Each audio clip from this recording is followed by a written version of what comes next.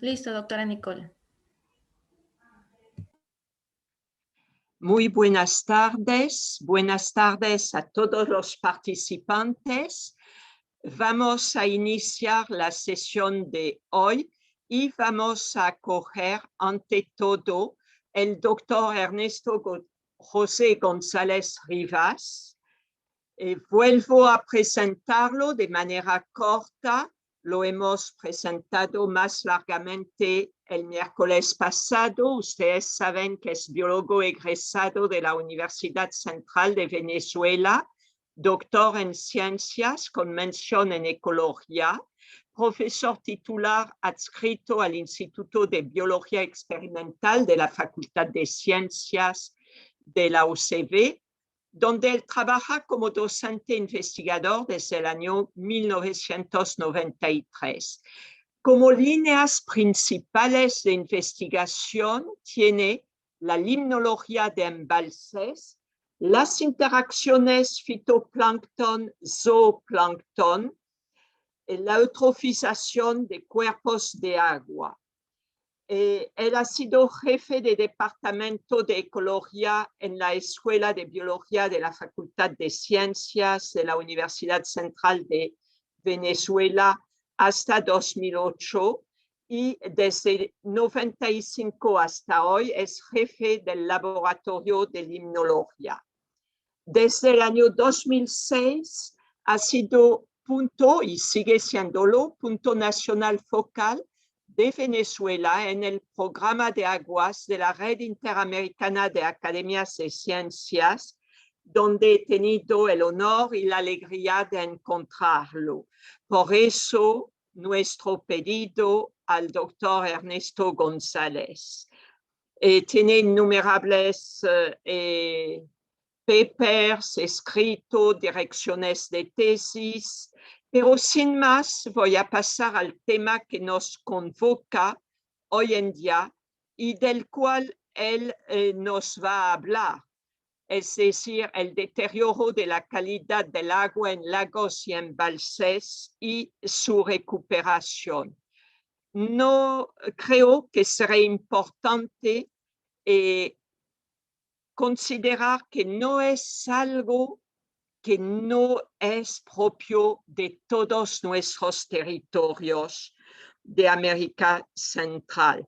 En el Perú tenemos muchísimos problemas de eutrofización y solamente para despertar vuestro interés, yo quisiera mostrarles algunas fotos de nuestro querido país y de los problemas de eutrofización en cada una de las regiones naturales.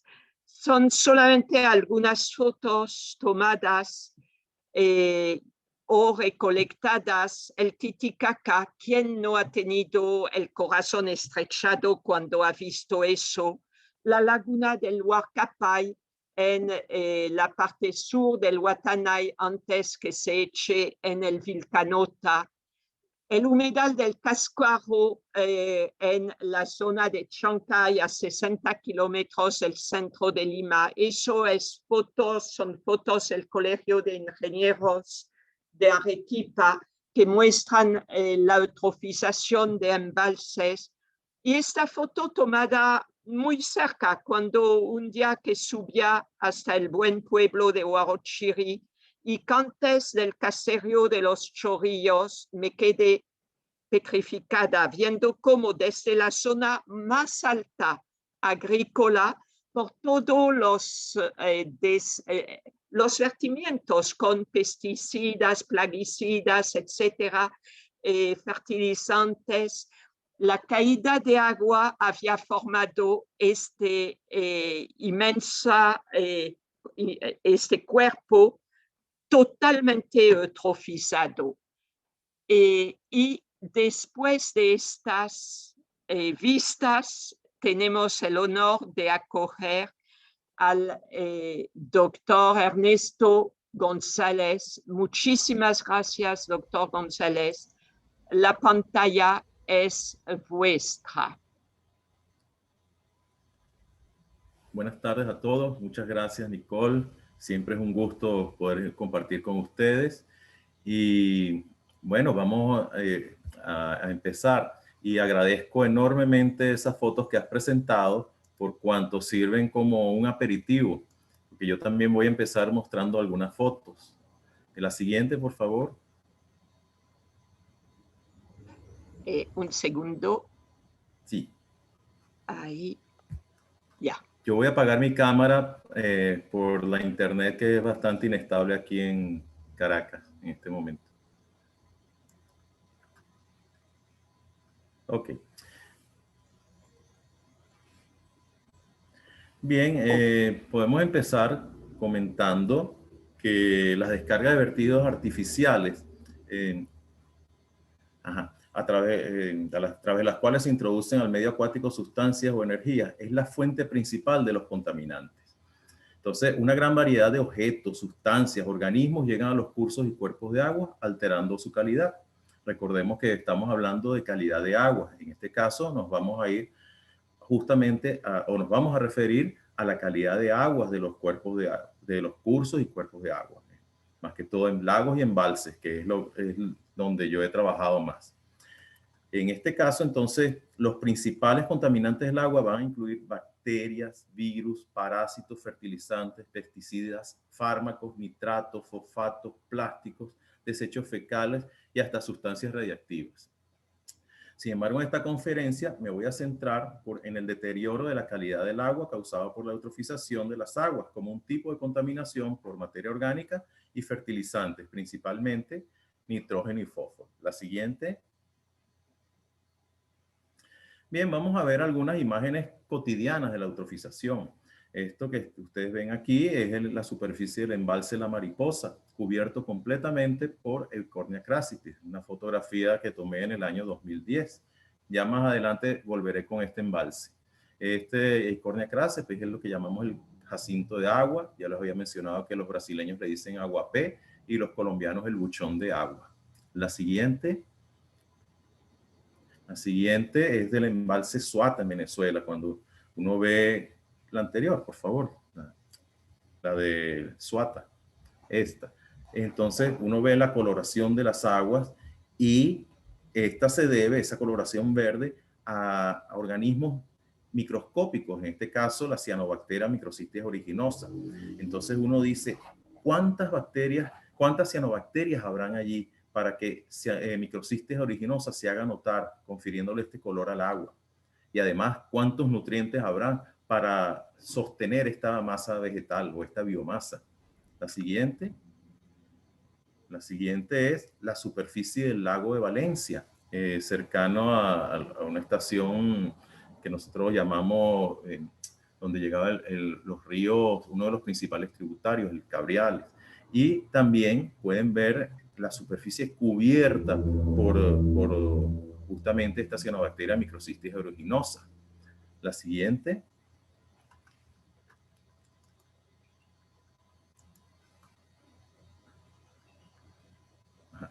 La siguiente, por favor. Bien. Esto que vemos acá es la superficie del principal reservorio de agua de la ciudad de Caracas, donde tenemos la que anteriormente llamamos Cylindrospermopsis raciborski. Esta ahora se le llama Rhaphidiopsis raciborski y Lingia lignetica, que son cianobacterias que le dan esta coloración al agua. Y entonces imagínense ustedes el riesgo también cuando este embalse, que es el principal reservorio de agua potable para la ciudad de Caracas, tiene estas condiciones. La siguiente, por favor.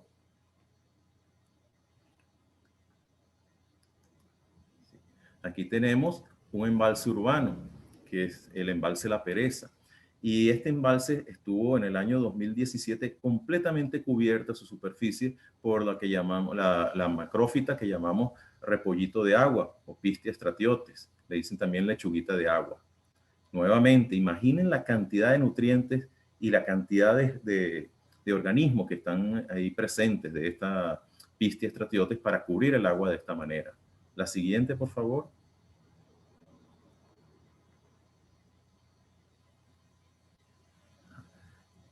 En la siguiente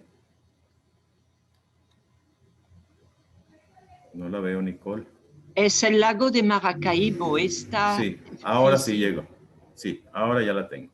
Sí, estas franjas verdes que ven en el lago de Maracaibo es conferido por la otra macrófita y está mucho más pequeña. Esta tiene apenas medio centímetro de diámetro y es lemna oscura. Y entonces, nuevamente, imaginen cuántos nutrientes habrá y cuántas plantas habrán para dar esta coloración. Incluso hay zonas donde se había medido en casi 1 metro el grosor de estas plantas sobre la superficie del agua. La siguiente. Aquí les traigo en la siguiente secuencia, las 4 secuencias. Si quieres, ve pasando estas 4 del lago Erie, St. Clair y Erie en los Estados Unidos. Cuando ustedes ven justamente vastas superficies cubiertas de cianobacterias. Son estas floraciones en el lago Erie del año 2015, 17 y 19. Fíjense abajo la estela que deja el bote que está haciendo las investigaciones en esta fotografía aérea. Adelante, por favor. Y aquí les tengo un ejemplo local para ustedes. Es el lago Titicaca, donde en esta zona, ya esta es parte más costera, tienen una gran área cubierta por Lemna giba. También es una macrófita de unos medio centímetro, tal vez menos, de diámetro. La siguiente, por favor. Entonces, bueno, una vez que hemos visto estos ejemplos y vemos que es digamos, la situación que se puede tornar cotidiana a nuestra vista, vamos a tratar de entender qué es este proceso. En primer lugar, tenemos el concepto clásico de eutrofización, que se refiere al envejecimiento natural de los lagos.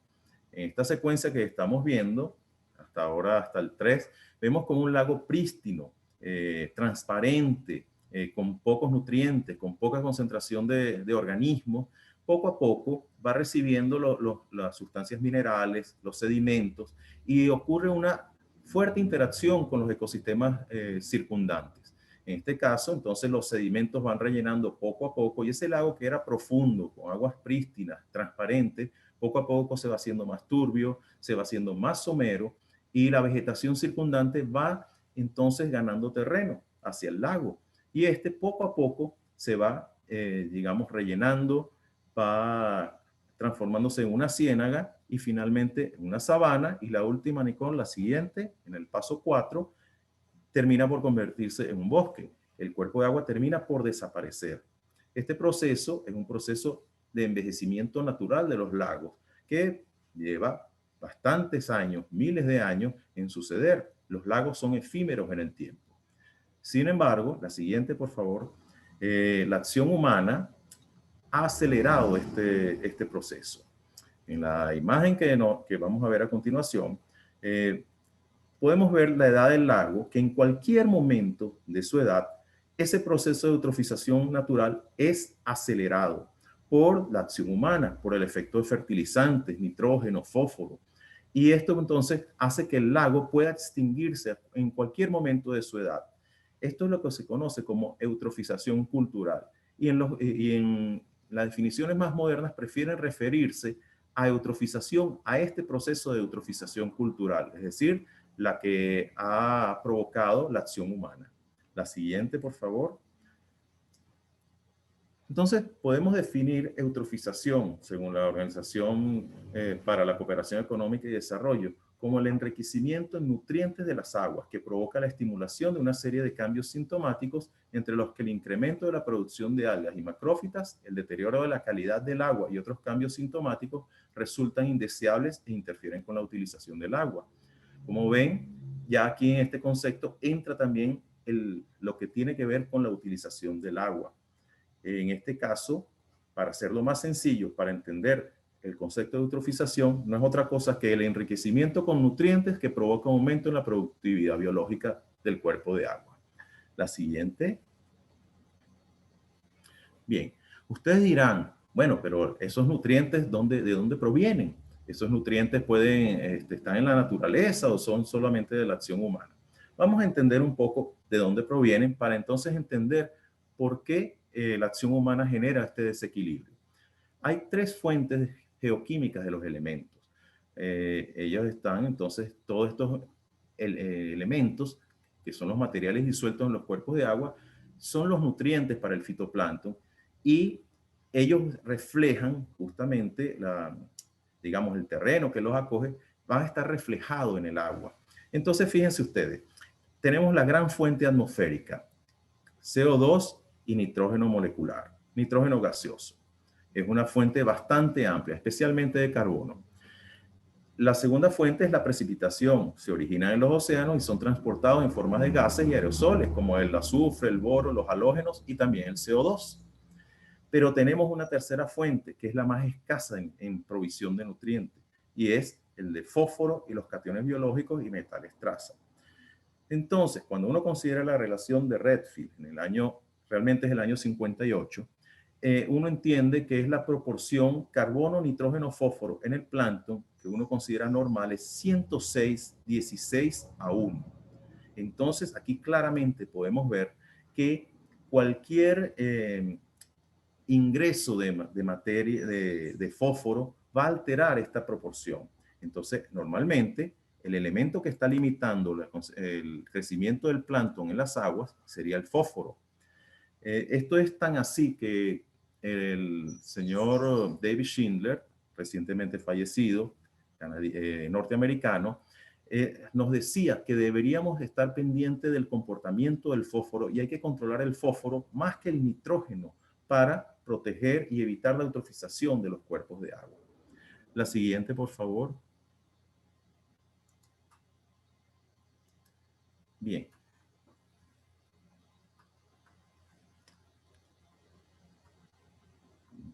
No aparece la próxima.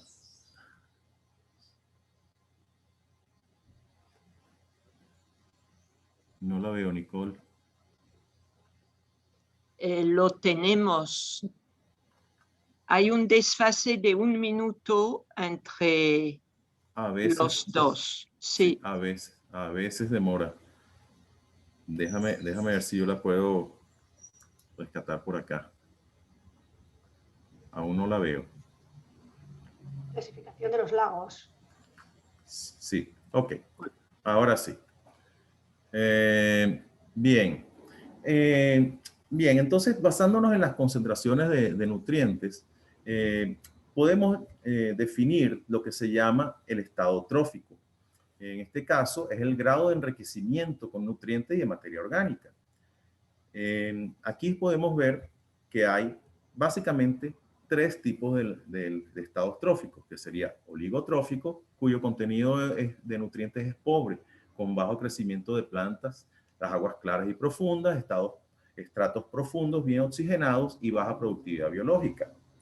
Tenemos entonces el siguiente, que es mesotrófico, donde los lagos presentan características intermedias entre el oligotrófico y el eutrófico. Y el eutrófico no es otra cosa que aquel lago que tiene alto contenido de nutrientes, que soportan un elevado crecimiento de plantas, aguas turbias y someras, condición hipóxica o anóxica en las aguas profundas, es decir, bajas o nulas concentraciones de oxígeno en los estratos profundos y una elevada productividad biológica. Tenemos digamos, el estado trófico que llaman distrófico, que ya el lago deja de ser, digamos, por decirlo de alguna manera, un lago, sería un pantano, sería algo ya que pierde sus características básicas como lago. Es un agua altamente contaminada y no presenta lo que llamamos especies deseables debido a la falta de oxígeno. Y hay presencia de toxina, generalmente de especies de cianobacterias.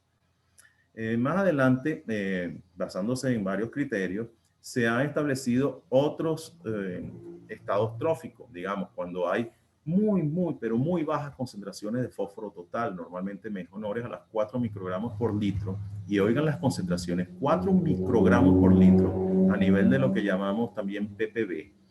Entonces, el lago se consideraría ultraoligotrófico. Hay situaciones intermedias entre oligotrófico y mesotrófico, que sería oligomesotrófico, entre mesotrófico y eutrófico, que sería mesoeutrófico, y cuando está altamente eutrofizado ya sería hipereutrófico, justamente antes de que podamos decir que ya no es un lago, que es una ciénaga, es un pantano. La siguiente, por favor. Bien, esto vamos a verlo bastante rápido. Déjenme mencionárselos, que son las características cualitativas de ambientes oligotróficos y eutróficos. Es decir, unas características contrastantes de aspectos químicos, físicos, usos del agua, y la próxima es biológica. No la pases todavía. Vamos a ver, por ejemplo, químicos, que es contenido de oxígeno en el hipolimnium. Entonces, en el oligotrófico es alto durante todo el año, mientras que en el eutrófico puede ser bajo o ausente durante los periodos en que ocurre la estratificación térmica. En cuanto a contenidos de nutrientes, oligotrófico es bajo, eutrófico elevado. Los parámetros físicos ya habíamos mencionado que un lago oligotrófico es profundo, mientras que el eutrófico es somero, y el volumen evidentemente es mayor en el hipolimnio, en el estrato profundo, en los lagos oligotróficos, y las temperaturas más frías en contraste con un volumen más pequeño y temperaturas mayores en el estrato profundo de los lagos eutróficos. Y en cuanto al uso del agua, la calidad del agua para la mayoría de los usos domésticos, industriales, es relativamente buena, adecuada, mientras que el eutrófico es pobre, y el deterioro para propósitos múltiples es bajo en los oligotróficos y alto en los eutróficos. Cuando comparamos ahora la siguiente, las características bióticas, también esas características son bastante contrastantes. Una baja productividad, un mayor número de especies, niveles de biomasa más altos y ocurrencia rara de blooms o florecimientos de algas, y baja proporción de algas verdes y verdeazules en los lagos oligotróficos, y es todo lo contrario en el caso de los lagos eutróficos. Hay una mayor extensión vertical de distribución de algas en el caso de los oligotróficos, y un crecimiento pobre o escaso en el caso de la zona litoral de los lagos oligotróficos, en contraste con los lagos eutróficos. Los grupos característicos pudieran ser algas verdes, desmidias, estaurastron, diatomeas como tabelaria y ciclotela en el caso de los lagos oligotróficos, mientras que en un eutrófico van a predominar justamente las cianobacterias y algunas diatomeas del tipo pennales como las melosiras, fragilarias, terionelas. En grupos de zooplancton serían bosmina y diaptomus en el caso de los oligotróficos, y eutróficos sería bosmina y daphnia. También podríamos también encontrar animales como Tanitarsus en el fondo, en el ventus, mientras que los quironómidos serían en los eutróficos, los Tanitarsus serían en el oligotrófico. Y generalmente los peces, aunque estos son ejemplos de aguas frías, aguas templadas, son los lagos oligotróficos presentan habitantes del fondo. Digamos, encontramos también peces de aguas con característicos de aguas más frías, mientras que en los sistemas eutróficos son especies de aguas cálidas y normalmente habitan en la zona superficial, puesto que en el fondo no hay o hay muy poco oxígeno. La siguiente, por favor. En este caso, vamos a ver algunos de los criterios que nos dice nuestro colega José Tundisi y su esposa Takako Matsumura Tundisi, donde podemos ver que hay aspectos físicos, químicos y biológicos para determinar el estado trófico. Entonces, de manera rápida, uno puede tomar algunos criterios para determinar cuál es el estado trófico de un lago. Y puede verlo. Entonces, lo físico, la transparencia y la morfometría disminuyen en los sistemas eutróficos. Todo lo que está en amarillo disminuye en sistemas eutróficos, mientras que aumenta todo lo que está en azul. Entonces, disminuye en los sistemas eutróficos la diversidad del fitoplancton también, y la diversidad de la fauna bentónica, mientras que el material suspendido, la concentración de nutrientes, la conductividad eléctrica, el déficit de oxígeno, la supersaturación de oxígeno en las zonas superficiales, la frecuencia de floraciones de algas, la biomasa del plancton, de fitoplancton y la clorofila A, biomasa del zooplancton, de los peces, la biomasa de la fauna bentónica y que es del fondo, y la vegetación litoral van a aumentar en los sistemas eutróficos. Entonces ya tenemos algunos criterios que nos permiten ya rápidamente ver cómo es el lago y cómo sería su estado trófico, solamente de entrada, viendo algunas cosas, algunas de estas características. Adelante, por favor.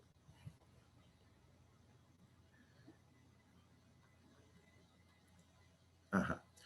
Ahora, ustedes dirán, bueno, este problema es nuestro, nada más de los latinoamericanos. Realmente no, es un problema a nivel mundial, solo que en los países del hemisferio norte se dieron cuenta más temprano que en los países latinoamericanos y en los países del hemisferio sur en general. Podemos ver que casi el 50% de los lagos y embalses a nivel mundial están eutrofizados. En el caso africano hay otras consideraciones. Una de ellas es que muchos de estos lagos están en lo que llaman el Valle Rift, que son lagos muy profundos, de los más profundos del planeta. Y hay, evidentemente, una gran extensión de lagos poco estudiados. Acuérdense que en África hubo una serie de investigaciones que se hicieron en el siglo pasado, a mediados del siglo pasado, pero no sabemos entonces, digamos, cuántos más trabajos se han realizado en este aspecto acá. Hay muy pocos trabajos publicados allí. Entonces, pero fíjense ustedes, es alarmante la enorme cantidad de lagos y embalses eutrofizados a nivel mundial. La siguiente, por favor. Bien, vamos a ver un poco esos riesgos de eutrofización. Y la semana que viene voy a volver con algunos de estos. Las fuentes serían entonces catalogadas como puntuales y no puntuales. Las fuentes puntuales se refieren justamente a las descargas de agua servidas a través de tuberías. Puntuales porque nosotros sabemos exactamente el punto donde hay una descarga de aguas residuales o fuentes de contaminantes. Sin embargo, las no puntuales son más difíciles incluso de detectar o incluso controlar, por cuanto se refiere a fuentes que no vienen, digamos, sino de una forma difusa, esparcida por la escorrentía, por la lixiviación, áreas agrícolas. Y entonces esto realmente genera un problema para su control. Entonces tenemos esos dos tipos de fuentes, puntuales y no puntuales. Vamos a ver algunos de estos problemas o estos riesgos de eutrofización. ¿De dónde provienen estos riesgos? La siguiente, por favor. Bueno, el primero de ellos es el tratamiento ineficiente o inexistente de las aguas residuales. Evidentemente se introducen contaminantes directos a los cuerpos, a los ríos y a los cuerpos de agua receptores. La siguiente.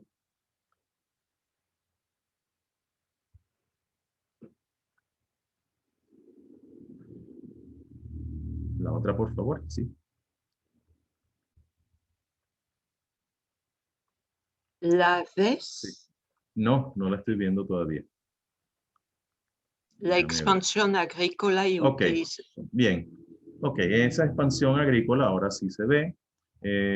Es uno de los principales problemas que generan eutrofización, una de esas fuentes de eutrofización, porque primero se elimina la cobertura boscosa, que puede funcionar como, eh, digamos, un área de retención de nutrientes. Entonces, además del aumento de los cultivos, podemos encontrar entonces que hay un uso indiscriminado de fertilizantes y estos por escorrentía llegan a los ríos y luego a los lagos y embalses. La siguiente, por favor. La siguiente se va a referir a la urbanización de las cuencas hidrográficas. Uno de los problemas que se generan, además la intervención, como ven en estas imágenes del embalse que llamamos La Mariposa, en la ciudad de Caracas, en las afueras de la ciudad de Caracas. Véanle la forma, es como una mariposa, de ahí su nombre. Y ven todo su alrededor es como está altamente impactado, hay una erosión muy grande.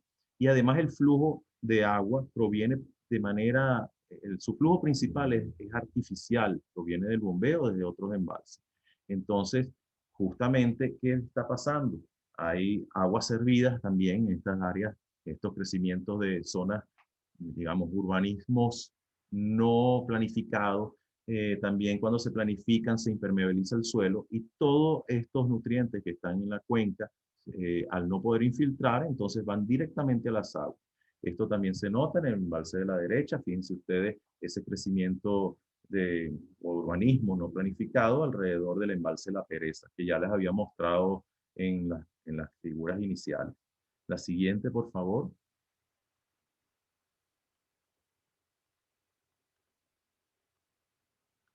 Ajá, todavía no la veo. El ganado. Sí.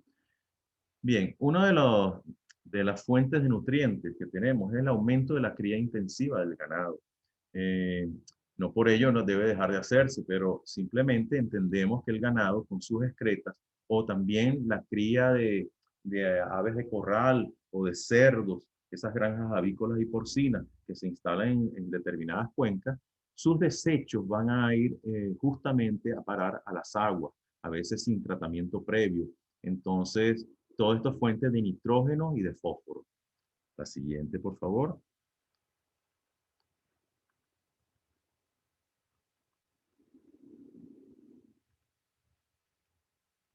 Hay un desfase grande, ¿no?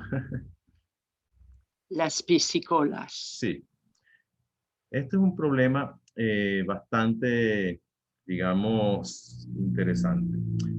Se quiere aprovechar en las granjas de piscicultura y se están haciendo muchos trabajos de esto en las propias aguas de los lagos y embalses. En estos lagos, entonces, se siembran peces, pero ¿a dónde va el resto de los residuos de los alimentos? Las excretas de los peces se quedan en el propio lago. Entonces, si este lago o embalse es empleado para el suministro de agua potable, es un problema grave porque entonces va a generar la eutrofización y el tratamiento entonces de estas aguas va a ser mucho más costoso. Entonces, si el cuerpo de agua se emplea para suministro de agua potable, no se recomienda hacer piscicultura en jaulas flotantes o en jaulas fijas, como en este caso que vemos acá. Este es un embalse, por cierto, somero, altamente eutrofizado, es el embalse de Suata, en la región centro-norte de Venezuela. Es el embalse Suata que yo les había presentado también al inicio. La siguiente, por favor. Los embalses son trampas de nutrientes, igual que los lagos. Entonces, cuando uno cierra el curso de un río para construir un embalse, está también encerrando esos nutrientes que van a tener un mayor tiempo para entonces ser mineralizados y utilizados por el fitoplancton. Entonces, así el fitoplancton va a proliferar, aumenta la productividad biológica y si hay una fuente de ingreso de nutrientes, esto se puede transformar en un problema grave con la eutrofización. No por ello se dejan de construir los embalses, hay que tener unas previsiones, una salida profunda que permita, digamos, hacer fluir los nutrientes, que no queden encerrados, etc. Esto es, digamos, parte de esa planificación que debe tenerse en cuenta cuando se construye un embalse. La siguiente, por favor. Fíjense ustedes, voy a ponerles un caso también de lo que ha ocurrido con un trasvase de agua desde fuentes contaminadas. La tecnología va a permitir entonces el manejo de grandes volúmenes de agua, manejarlos, trasvasarlos a través de canales y túneles. Sin embargo, esta situación común durante episodios de sequía extrema puede ser desafortunada si esas fuentes de agua de un embalse que se suministra a otro son fuentes, digamos, contaminadas. Entonces, desestabiliza los cuerpos de agua. Aquí puede verse el efecto del trasvase en este color, una forma cualitativa de lo que ocurrió en el embalse Camatagua, cuando se generó un trasvase desde el cuerpo de agua contaminado, que era el embalse Taiwaiwai, a través del río Tucutunemo, en un río que entonces, al ingresar luego al tributario principal, que es el embalse de Guárico acá, altamente eutrofizado, entonces fíjense el cambio que ocurrió en la coloración de las aguas. Vean también que había un poquito de intervención y mayor impacto en las zonas boscosas de los alrededores, pero el color de las aguas es más evidente, especialmente si uno ve la foto en vivo, ¿no? La siguiente, por favor. Entonces, este es digamos, el recorrido del embalse Taiwaiwai, altamente contaminado y eutrofizado a través de un río, que es el Tucutunemo, que llega al río Guárico, que es el principal tributario, a razón de 3.000 litros por segundo. Este trasvase cesó ya en el año 2016. Sin embargo, fíjense que en poco tiempo, ese trasvase se realizó justamente porque hubo una sequía bastante severa y hubo que, digamos, mantener el flujo de agua que el embalse de Camatagua, que es el principal reservorio de la capital de Venezuela, que tiene más de tenía 6 millones de habitantes, aproximadamente entre 4 y 6 millones de habitantes. Entonces, justamente al hacer esto, ¿qué ocurrió? Bueno, se eutrofizaron las aguas del embalse. Vemos la siguiente, por favor. Y vamos a ver cómo cambió. Bueno, aquí tienen la coloración de las aguas, un azul verdoso, que antes era un azul más, digamos, más claro. La siguiente. Y vamos a ver una tabla, sigue hasta la tabla, por favor, donde claramente hay cambios en las características físicas y químicas del lago y, por supuesto, hay consecuencias en este lago artificial, en este embalse. Como ven, el color de las aguas cambió de azul a azul verdoso, la transparencia del agua, medida con el disco de Secchi, disminuyó en casi 4 metros, aumentó la conductividad en una medida de la concentración de nutrientes, elementos químicos, y las concentraciones de fósforo total aumentaron de cerca de 40 a más de 70 microgramos por litro. Y eso generó un incremento en la concentración de clorofila A de 3,1 a casi 10 veces más, a más de 10 veces más, con 39,7, aumentando entonces una evidencia del aumento de la productividad biológica. La siguiente, por favor. Bien, la destrucción de los ecosistemas naturales, como ya les había adelantado cuando hablé de la ampliación de la frontera agrícola al destruir los bosques, en este caso por minería, todas estas sustancias y todos los nutrientes que estén en las áreas cercanas se van justamente por escorrentía e infiltración a los ríos y a los cuerpos de agua, generando también eutrofización y contaminación en este caso. La siguiente. Bien, entonces ustedes me dicen, bueno, pero hasta ahora nos ha hablado Ernesto de los riesgos, de las fuentes, pero ¿por qué la eutrofización es un problema? Entonces podemos empezar ya a definir esos problemas, porque se ha generado una serie de consecuencias ecológicas bastante significativas. Cuando las poblaciones de algas mueren y sedimentan en el fondo de la masa de agua, se descompone por bacterias y entonces se reducen las concentraciones de oxígeno en los estratos profundos hasta niveles demasiado bajos para mantener la vida de los peces y otros organismos y provocan una mortandad masiva. La siguiente.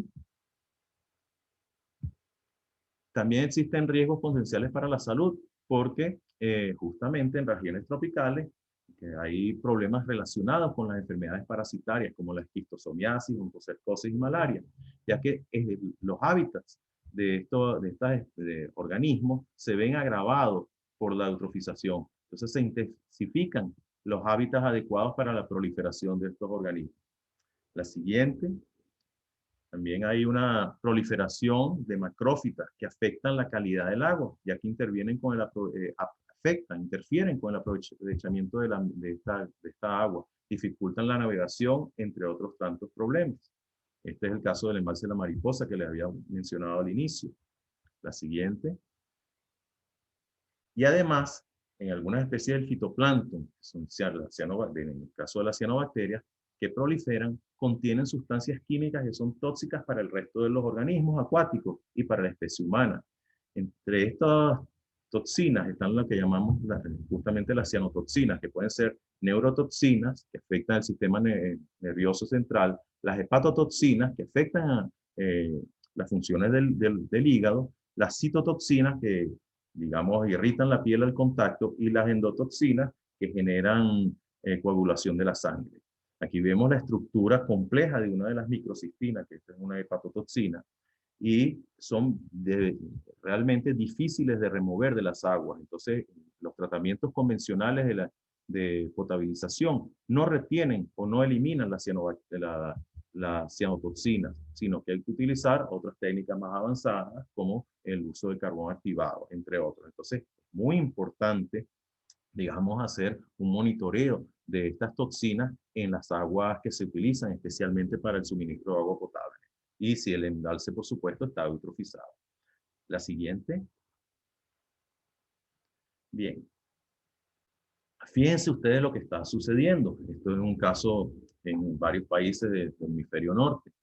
Está ocurriendo un efecto sinérgico entre la eutrofización y el calentamiento global. Esto es lo que los amigos de Uruguay unos investigadores bien importantes de Uruguay, encabezados por Carla Kroc, está también Néstor Maceo, han llamado el ataque aliado. El calentamiento de las aguas superficiales puede entonces promover de manera selectiva la proliferación de ciertas cianobacterias, ya que sus tasas de crecimiento se optimizan o mejoran con las temperaturas relativamente altas. Entonces, esto es un efecto que se ha visto entonces con la rápida expansión de floraciones de especies como Rhaphidiopsis raciborski, que antes era la Cylindrospermopsis raciborski, en lagos y embalses a nivel global, y es una consecuencia de este proceso sinérgico. La siguiente, por favor. Tenemos también el problema de que se ha encontrado, no la veo aún, pero es la que nos toca, que los sistemas eutrofizados parecen, se ha encontrado una correlación entre la cantidad de virus y el grado, el estado trófico. Aún no la veo, Nicole. Bien, ¿qué ocurre? En este caso, estamos hablando de un riesgo adicional entonces a la salud pública, especialmente a la luz de esta pandemia que está transcurriendo. Se ha encontrado entonces, como ya les dije, una correlación positiva en varios lagos, incluso los brasileños han trabajado también en esto, entre la concentración de virus en las aguas y la concentración, el estado trófico. Adelante, por favor. Vamos a ver ahora, toca unos ejemplos de lo que está sucediendo con los locales. No la veo. Las finalidades Sí. o usos embalse ya está. Aquí está. Ahora sí. No, es que está tardando a veces mucho. Entonces tenemos que tener paciencia, especialmente yo. Bien, aquí yo les quise mostrar algo que encontré, que es los casos locales. Ustedes, según lo que encontré para el año 2015, tenían más de 743 embalses utilizados para diferentes usos. Riego, aprovechamiento hidroenergético, suministro de agua, pero veo también entonces entre riego, minería, usos industriales. Entonces, esta gran cantidad de usos que se le dan al agua, evidentemente van a generar impactos. Entonces, por eso quise traer esto, ¿no? Ustedes tienen una gran cantidad, muchos más que nosotros aquí en Venezuela. Entonces, esa gran cantidad de usos seguramente van a generar una serie de problemas en algunos casos. Adelante, vamos a ver ahora algunos casos de eutrofización en el Perú. Fíjense, en las lagunas altoandinas de Junín encontré este trabajo de Mariano y colaboradores en el 2010, donde se han utilizado para actividades de piscicultura intensiva. Y entonces lo que se ha encontrado justamente es el incremento de las concentraciones de fósforo total. Y eso ha conllevado justamente a disminuciones en la concentración de oxígeno disuelto, justamente por esa acumulación de nutrientes, de materia orgánica en el fondo, que agota el oxígeno. Y esto es incluso malo para la propia actividad de piscicultura, porque justamente al disminuir las concentraciones de oxígeno, crean un hábitat inhóspito para la actividad de acuicultura, la piscicultura en las propias lagunas. Ajá. Entonces viene la siguiente, ¿sí? ¿Está bien? Bien, encontré unos datos. Yo ya había, cuando era en mi época de estudiante, con mi tutora Aida González Infante, ella ahora vive en Panamá, nos tocó dar un seminario sobre ecosistemas tropicales. Y uno de los ejemplos que yo siempre recordaré es el del lago de Titicaca, que lo pude conocer y fue en el año que conocí a Nicole, en el 2010, creo que fue allá en Bolivia. Y conocimos este lago y conocimos varios de estos de casos que están ocurriendo allá. Entonces, una de las cosas que habíamos encontrado era justamente que hay una alta actividad minera, hay piscicultura, hay desechos industriales, desechos hospitalarios, residuos sólidos y desechos domésticos. Y entonces, ¿qué consecuencias está trayendo? justamente malos olores, crecimiento excesivo de Legna giva, como ya se los mostré en una de las diapositivas. Hay floraciones, más recientemente, de cianobacterias potencialmente tóxicas, presencia de coliformes fecales y riesgos para la salud pública. La siguiente, por favor. Aquí vamos a ver justamente algunas de las imágenes, donde vemos actividades en el lago. Justamente esperar que aparezca. Cuando baje digamos, Esta. sí. Sí, la de la foto no la veo aún, Nicole. Yo sé que la tienen ustedes, pero el problema es Yo puedo avanzar y volver a ver. ¿La ahí ves? está. Sí, ahora sí. Bueno, justamente en estas fotos de Tavera en el 2014, vemos en la actividad que hay en los puertos, en el Puno, y ha generado justamente por estas sustancias, por el desecho que llegan a la costa del lago, la proliferación de Legna giva. Esta esta es una planta, como ya les dije, bastante pequeña, de medio centímetro de diámetro. Entonces, imagínense cuánto será la cantidad de estas plantas para que puedan cubrir la superficie de esta manera. Pero no conforme con esto, la siguiente, por favor, Montoya encontró más adelante fitoplancton cianobacterias potencialmente tóxicas. Vamos a ver algunas, que serían justamente Microcystis aeruginosa, Limnoramphis robusta, que es de los sinonimia de Lindia, y Nodularia indica. En el 2014, Montoya decía, y colaboradores decían que eran potencialmente formadoras de floraciones, pero ya más adelante, en una publicación más reciente, la siguiente, por favor, se encontró justamente que sí había floraciones. Entonces, bueno, todo esto es una respuesta a las altas concentraciones de fósforo, de nitrógeno y materia orgánica que llegan a los cuerpos de agua. Y entonces, yo ahora les quiero mostrar lo que yo he hecho aquí en Venezuela, junto con un equipo importante que ha estado en mi laboratorio de limnología, y prácticamente resume lo que yo he hecho en mi trayectoria como profesor universitario. Entonces, luego de nosotros hacer las caracterizaciones limnológicas de estos cuerpos de agua, básicamente le hacíamos un muestreo mensual durante un año para cubrir todo este ciclo anual. Y vamos a ver entonces qué ha pasado. Entonces, aquí, poniendo todos los datos juntos, empezamos a encontrar patrones. La siguiente, por favor.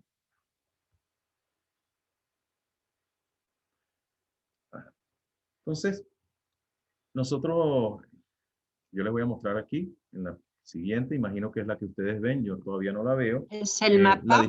El mapa de Venezuela, donde hay, están los embalses de diferentes colores, que no es por capricho de quien les habla, sino que responden a un patrón que ya les voy a mencionar. La siguiente, por favor. Entonces, lo siguiente que vamos a ver es la relación que hay entre el fósforo y el nitrógeno, entre el fósforo y la clorofila A en todos estos cuerpos de agua. Cada punto representa un embalse y cada punto representa entonces la concentración promedio de fósforo en relación con la clorofila A, que es digamos, un indicador de la biomasa del fitoplancton. Como pueden ver acá, se obtuvo una muy buena relación entre la concentración de fósforo total y la concentración de clorofila A. Estando más a la izquierda y en la parte inferior del gráfico, los embalses oligotróficos, y hacia la derecha, los embalses eutrofizados. La siguiente, por favor. Vean la correlación, es de 0, la regresión lineal de 0,7. Si es correlación lineal, sería de 0,90.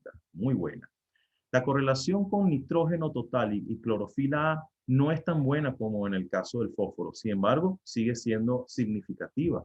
Y entonces mantenemos esa relación lineal entre la concentración de nitrógeno total y la biomasa del fitoplancton. Vamos a la siguiente. Aquí vamos a ir una a una. Acá se está mostrando la relación que hay entre el fósforo total, y señaló un punto que ustedes dirán que parece arbitrario. Sin embargo, este punto se ha señalado en muchas publicaciones como un punto de inflexión, que a partir de los 20 microgramos por litro, y estamos hablando nuevamente de concentraciones que parecieran muy bajas, empiezan a aparecer los problemas de eutrofización. Y en el eje Y encontramos la relación logarítmica entre los nitratos con el amonio.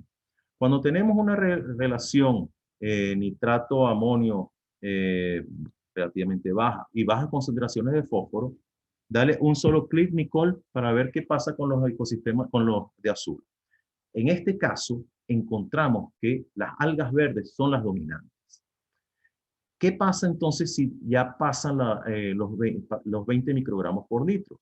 Tenemos dos situaciones. Cuando el nitrato predomina sobre el amonio, es decir, cuando hay poco tiempo de utilización de ese del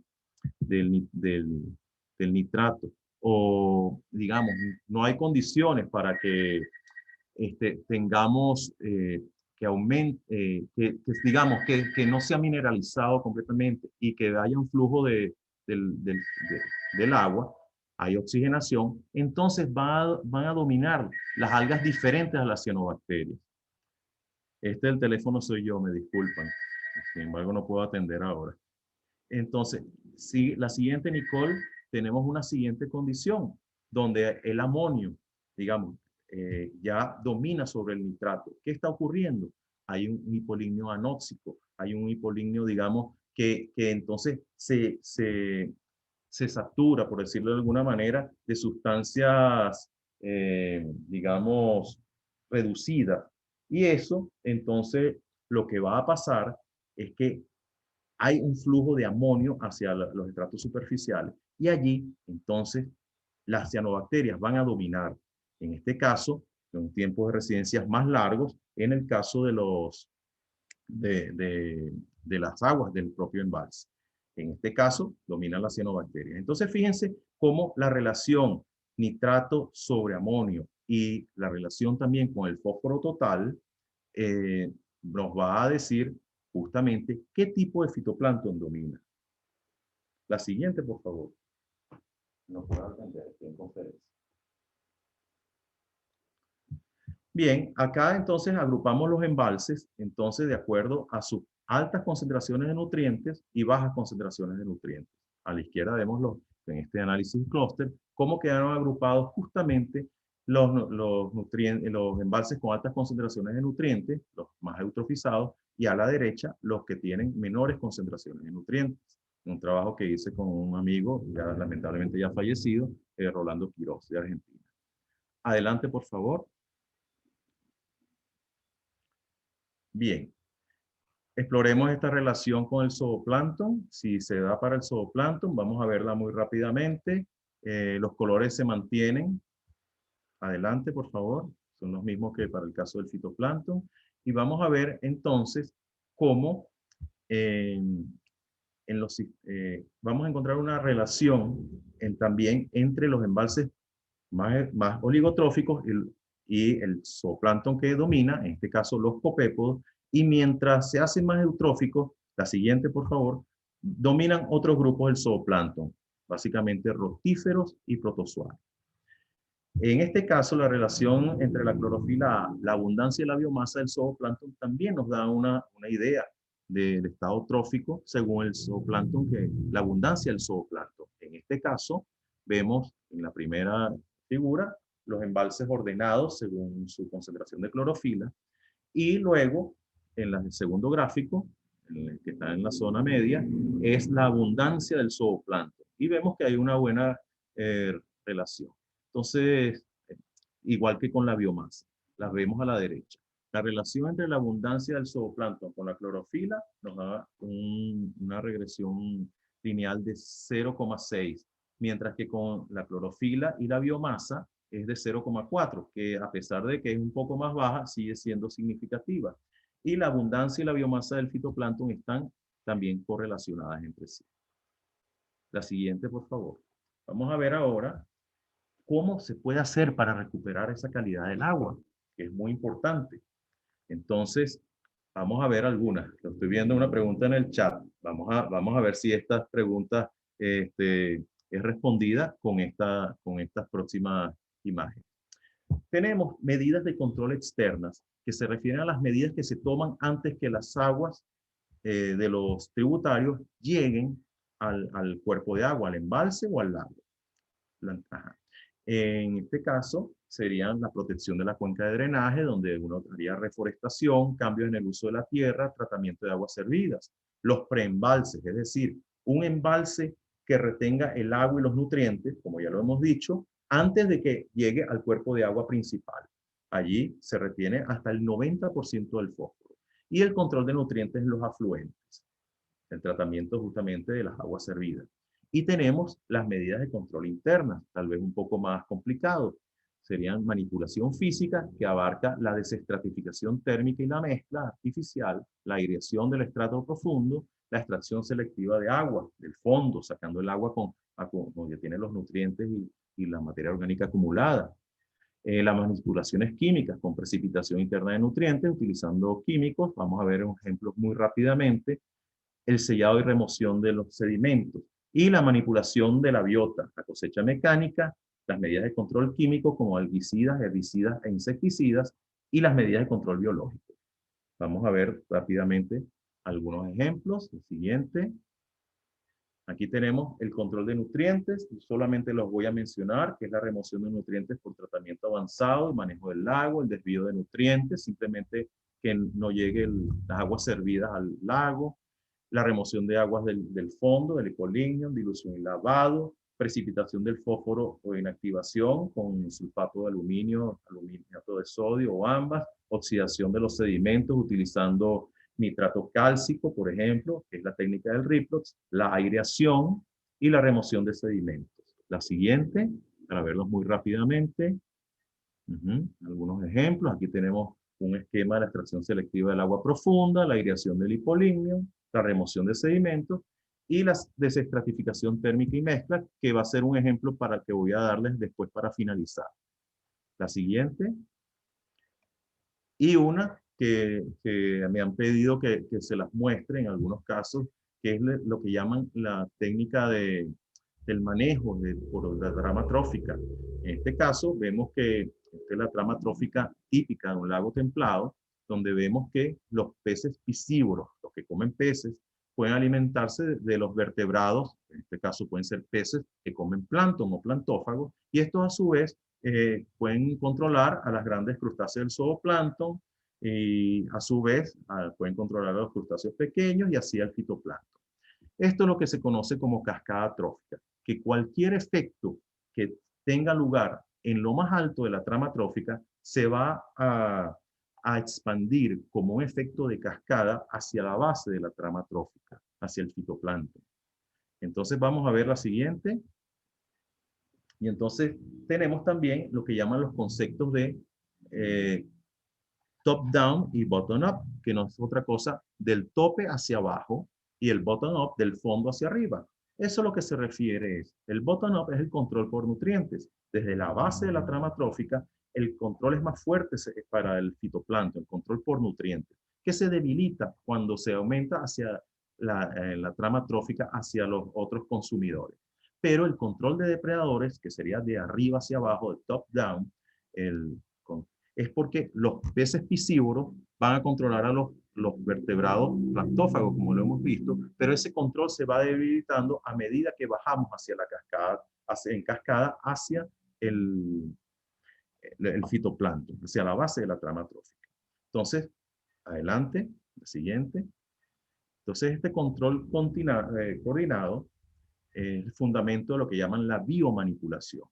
La regulación de las poblaciones de peces plantófagos incrementará las abundancias del zooplancton, el herbívoro básicamente. Esto incrementa la presión de herbivoría del zooplancton sobre el fitoplancton y se va a producir entonces la disminución de la abundancia y la productividad del fitoplancton, aumentando la transparencia del agua. La siguiente, vamos a ver en el esquema, la situación con baja biomasa de piscívoros, que es la condición de la izquierda. Hay altos biomasa de los plantófagos que hacen que domine el zooplancton de pequeño tamaño que no puede controlar al fitoplancton. Si se introduce un pez piscívoro o una especie de pez piscívoro, controla los plantófagos, los plantófagos entonces disminuyen, aumenta el zooplancton de gran tamaño y estos pueden controlar al fitoplancton.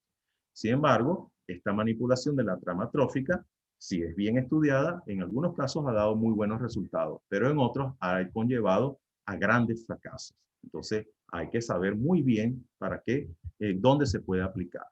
La siguiente, por favor, es simplemente para mostrar que otra técnica que se ha aplicado recientemente, la vi aplicándola en Medellín, en el embalse La Fe, en Colombia.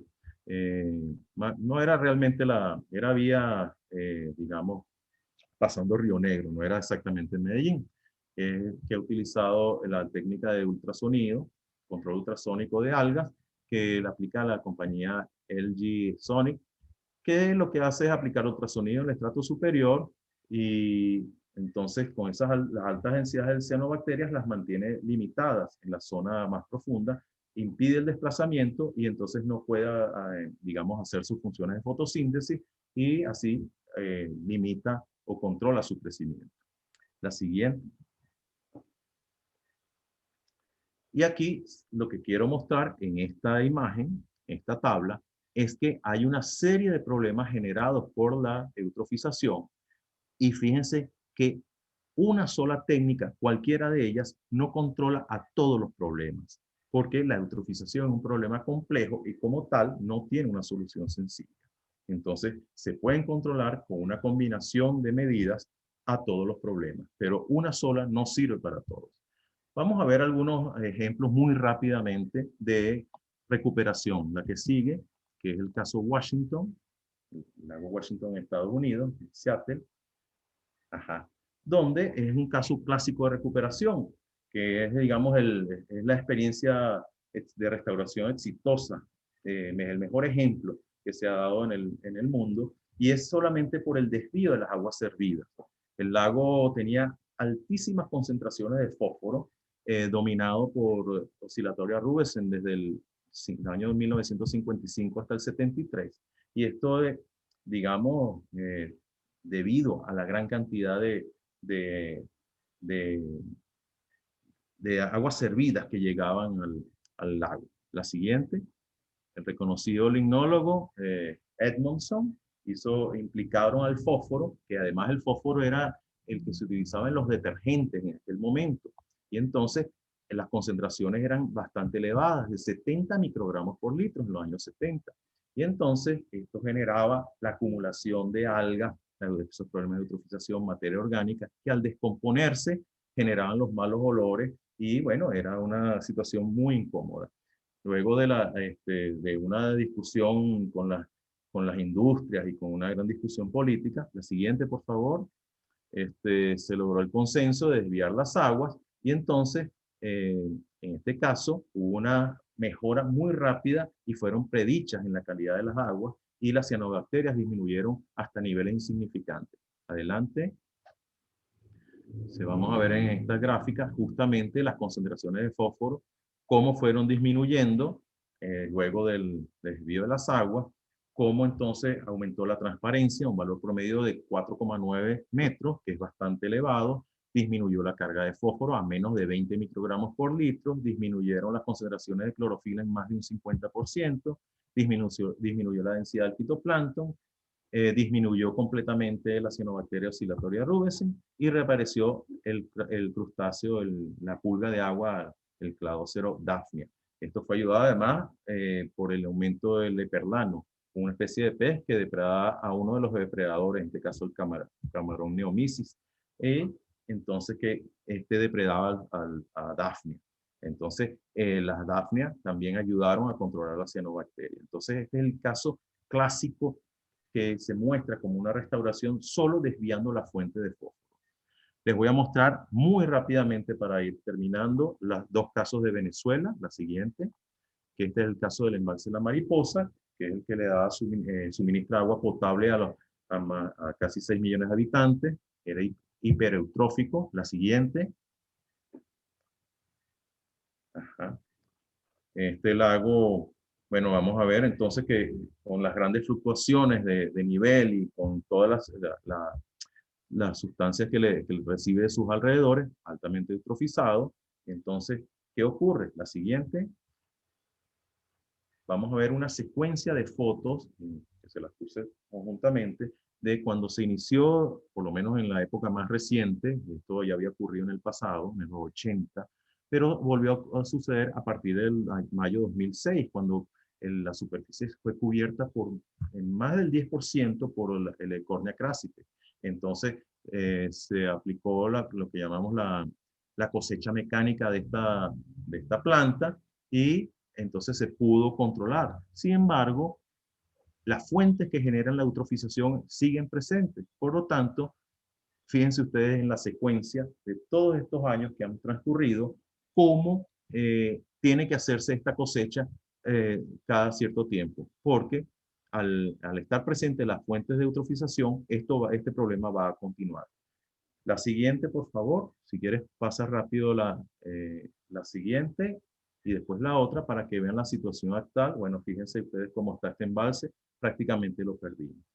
Hay muy poco flujo de agua, habría que hacer unos trabajos. ¿Cuáles serían esos? Primero, proteger la cuenca de drenaje. Sí, deja la que estaba, por favor. La protección de la cuenca de drenaje, reforestación. Ajá. Deja la otra, sí, la de las medidas. Prohibir el vertido de aguas servidas en el agua directamente a sus tributarios y habría que hacer una remoción sistemática, mantener esa remoción sistemática o alternativamente una medida que nosotros vimos que un embalse colombiano surtió efecto que no se buscó de esa manera, sino que se dio por casualidad, que era utilizar las macrófitas como un tratamiento de filtro biológico dentro del propio cuerpo de agua.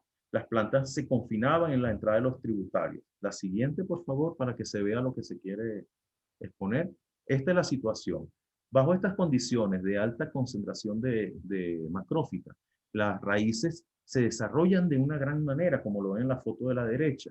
Y entonces allí, ese desarrollo se debe a la búsqueda de nutrientes desde lo más profundo que se pueda, porque estas son plantas flotantes con unas raíces relativamente con menor desarrollo en sus condiciones normales. Pero al haber tantas, entonces este es el desarrollo para poder obtener los nutrientes. ¿Qué se propone? La siguiente, por favor.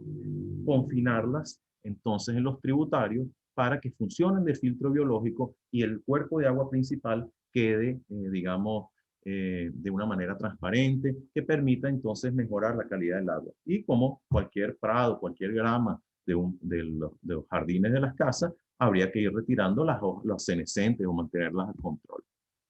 La siguiente. Bueno, completando esto, entonces hay que monitorear sistemáticamente la calidad del agua e incorporar a las comunidades a los programas de conservación. Vamos a ver el siguiente caso, que es el del Pao Cachinche, que para mí es el más interesante de lo que ha ocurrido en Venezuela. Este embalse suministra agua potable a las ciudades de Valencia, Maracay y San Carlos, unos 2 millones de habitantes, y era hipereutrófico. La siguiente, por favor. Este embalse recibía agua servida sin tratamiento adecuado desde la ciudad de Valencia, que venía a través del río Paito y Chirgua, y además estuvo rodeado por más de 300 granjas avícolas y porcinas. Entonces, ustedes imaginarán las altas concentraciones de fósforo, de nitrógeno y de cianobacterias que habían en este embalse. La siguiente, por favor. ¿Qué ocurre? Bueno, vean una foto de este embalse, muy bonito en esta vista, pero una de las cosas era que nosotros notamos que este embalse no se mezclaba por la acción del viento, justamente por esa protección que les ofrecía la topografía circundante.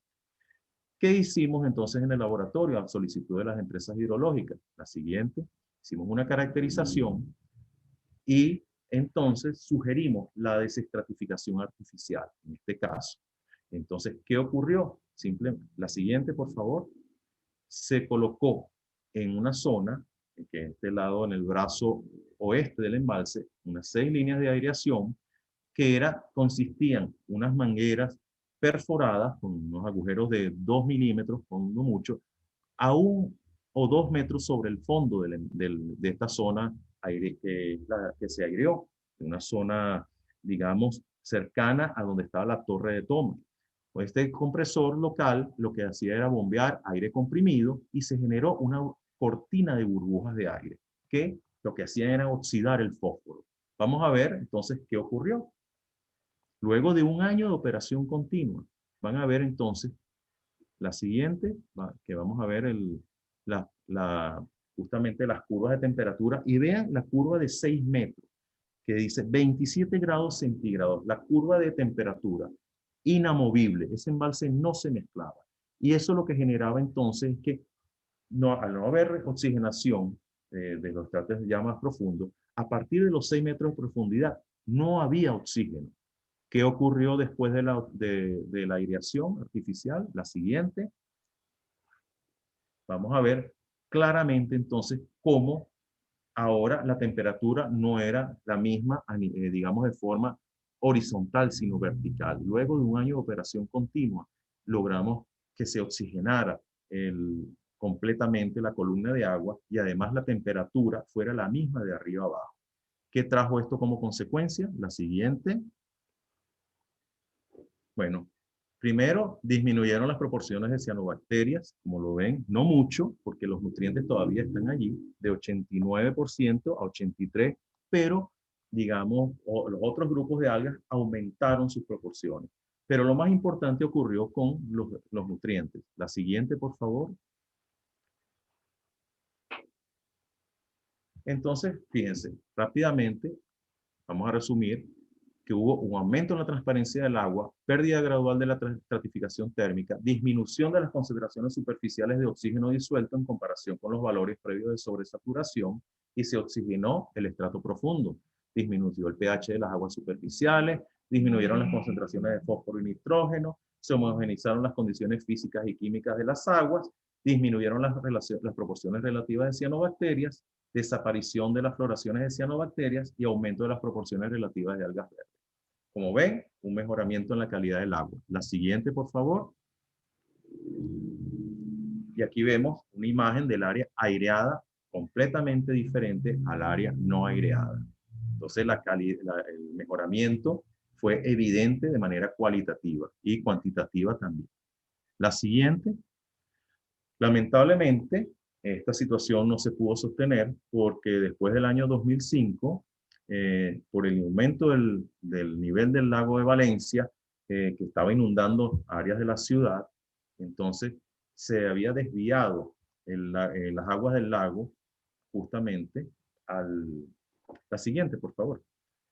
Las aguas del río Cabriales se habían desviado al lago de Valencia a finales de los 70 para evitar, digamos, que ese lago, digamos, siguiera disminuyendo su nivel.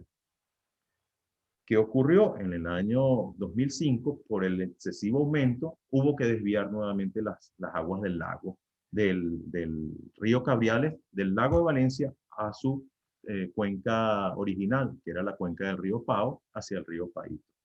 Dale la siguiente, por favor, que se vea las flechas hacia el lago de Valencia.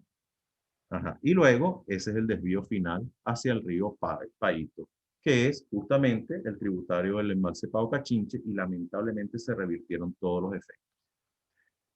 ¿Qué hacemos entonces? La siguiente. Bueno, tratamiento adecuado de las aguas servidas antes de su vertido a los tributarios del embalse, mejorar las plantas de tratamiento de las ciudades vecinas, recalibrar este sistema de desestratificación, monitoreo sistemático de la calidad del agua y la incorporación de las comunidades en programas de conservación de recursos hídricos. Tengo entendido que actualmente se está hablando nuevamente de esta recalibración de este sistema de desestratificación. La siguiente, ya para ir cerrando, las consideraciones finales, es que la eutrofización cultural es el problema primario que enfrentan las aguas superficiales a nivel global en la actualidad. Los resultados de los estudios limnológicos han permitido entonces detectar los problemas que aquejan a los ecosistemas acuáticos y proponer las medidas para su protección y recuperación. Y en este sentido, parece claro que para controlar la eutrofización de estos ecosistemas, debemos controlar la entrada de nutrientes, especialmente del fósforo y nitrógeno. Y si me apuran un poco, el fósforo en primer lugar. Las medidas de protección de los cuerpos de agua deben basarse también en la protección de sus cuencas. La eutrofización es un problema complejo y por lo tanto la solución no es sencilla. Y para la protección de los cuerpos de agua y de sus cuencas es imprescindible la interacción de todos los actores de la sociedad, científicos, políticos, empresas, usuarios y comunidades. La siguiente es para agradecer primero a la gente, a los que me han invitado, la Academia Nacional de Ciencias de Perú, Global Water Partnership, CEDAPAL, la Pontificia Universidad Católica del Perú, la Universidad Ricardo Palma, el Instituto Científico del Agua, la Sociedad Geográfica de Lima, el IANAS y todas las empresas y organismos que me han apoyado en mis investigaciones, porque aquí los estoy presentando, y muy especialmente a Nicole Bernet y a todos mis estudiantes, además de mis profesores y colegas. La siguiente para ver la última imagen, que es justamente la superficie del lago Valencia cubierta por microciclos. Muchas gracias por la atención. Creo que fui largo, pero espero que tengan mucha información que les sea de provecho. Muchísimas gracias, gracias. Ha sido sumamente interesante y sobre todo importante para nosotros y creo que a nivel nacional es uno de los gravísimos problemas. Lo muestran muchas preguntas. Ante todo, quiero agradecer al doctor Ernesto González que se ha dado la pena de escribir la última vez, de responder a todas las preguntas que no se había podido responder por escrito. Gracias también a la profesora Flor Anglas de la Sociedad Geográfica de Lima por transmitir a cada uno eso. Voy a tomar por la hora algunas preguntas. Una de Borja Huaman, del señor Borja Huaman, que nos pregunta, te pregunta, ¿cuáles son las actividades productivas que ocasionaron mayor contaminación de las lagunas en Perú y Venezuela? Bueno, básicamente depende de la zona, pero si vas a zonas rurales, evidentemente las actividades agrícolas, el uso de fertilizantes, fertilizantes minerales. En las zonas urbanas, por supuesto, las aguas servidas con tratamientos inadecuados. Esas son básicamente de las principales fuentes de eutrofización. La semana que viene, justamente una de las cosas que yo les voy a comentar es que se ha estimado que cerca del 50% de los casos de eutrofización que se han descrito en todos los estudios a nivel mundial, la del uso de fertilizantes lleva poco más del 50% de responsabilidad. Gracias. Tengo una pregunta de Alberto Mamani que te pregunta ¿qué medidas de control son las más usadas en nuestros países? Me interesaría saber si hay algún caso de aplicación de descarga selectiva. Mira, en el caso venezolano, que es el que evidentemente conozco, son pocos los casos de control de eutrofización. Les mencioné los dos casos que nosotros hemos seguido, que era el de la mariposa y el del pavo cachinche, y lamentablemente no han sido sostenidas. Las medidas dependen justamente de cómo es el comportamiento de cada cuerpo de agua. Entonces, lo primero que hay que saber es cómo se comporta. ¿Se mezcla? ¿No se mezcla? ¿Cuáles son las fuentes de contaminación o de eutrofización? Para entonces uno saber qué medidas puede aplicar. Entonces, eso es lo primero. No hay una solución mágica, no hay una solución única. Es una serie de medidas. Lo ideal, que es lo que se ha tratado de expresar aquí, es tratar de controlar el ingreso de fósforo principalmente a los cuerpos de agua.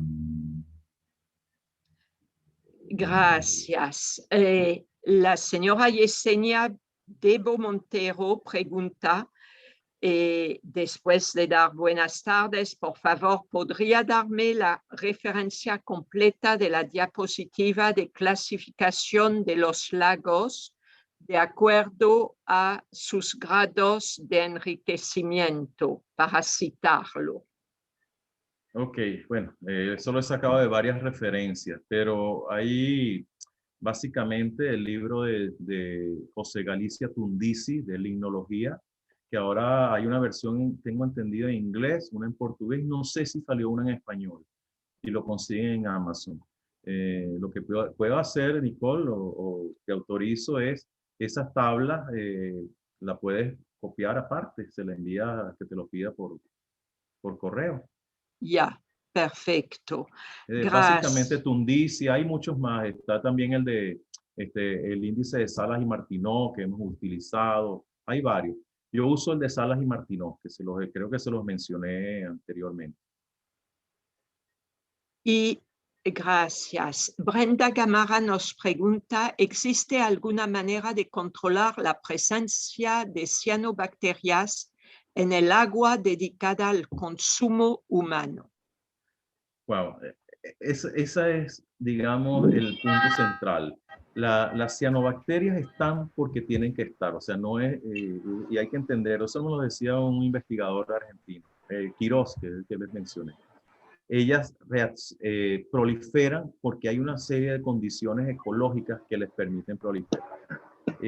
Básicamente hay mucho fósforo, ellas están capacitadas para equilibrar la relación nitrógeno-fósforo, fijando nitrógeno atmosférico, el agua con pH más alcalino, ellas pueden utilizar el carbono que está en los carbonatos y bicarbonatos.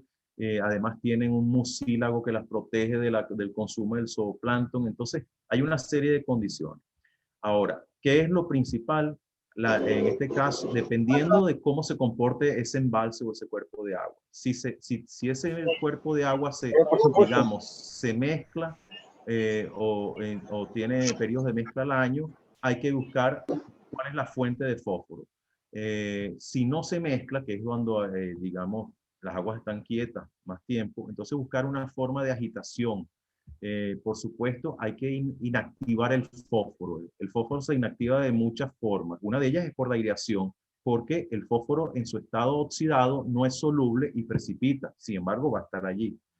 Y en su estado reducido, que es cuando no hay oxígeno, entonces este es soluble en agua y es asimilado por el fitoplancton. Entonces hay una serie de condiciones. Pero con esto, digamos, puede hacerse un manejo. Primero, saber cómo se comporta el cuerpo de agua. ¿Se mezcla, no se mezcla? ¿Cuál es la fuente de nutrientes? Y tratar de controlarla. Utilizar a lo mejor en las entradas, en los tributarios, macrófitas enraizadas, un buffer de algas, de macrófitas, por ejemplo, que absorban los nutrientes antes que lleguen al cuerpo de agua.